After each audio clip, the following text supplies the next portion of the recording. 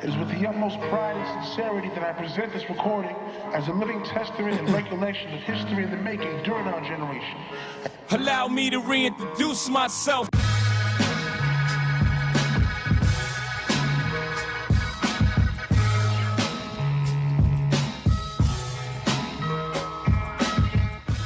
Many of us who are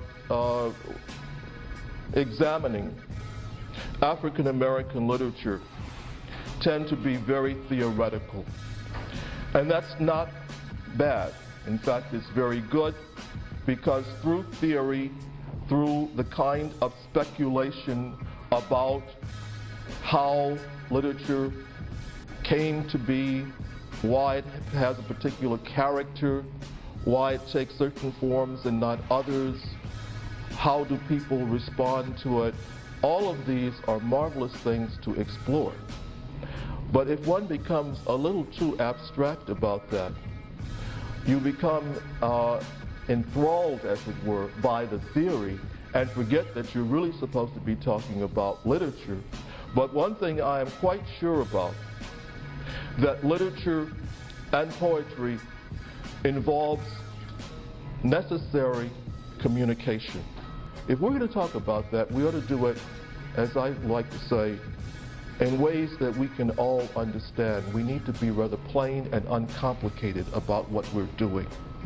So if we're going to talk about necessary communication, if we're going to talk about how various people at different times have used words to express their needs and somehow to communicate their needs, which may be collective needs, to others, or to activate thoughts about what people take for granted and have never seen in quite that way.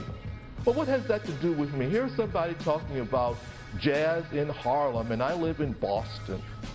You know, I'm not from Harlem. Where's the poem about jazz in Boston? You know, I can't become the ideal reader for a poem until I understand the distance between the writer and myself, and also what we might have in common, which I am not going to reduce to something called the universal. What we have in common is that we're all human beings, and we all use language. But how is this writer using language, and why was he using language, or he or she using language in a particular way at a particular time, and what has that to do with me in 1994? But as I was many years ago grappling with a related term, the black aesthetic, it became very important to note that the word aesthetics or aesthetic from the Greek had to do with perception. It becomes important to understand who I am and what my own history has been, what I have been familiar with, what is very new. And I can't somehow transcend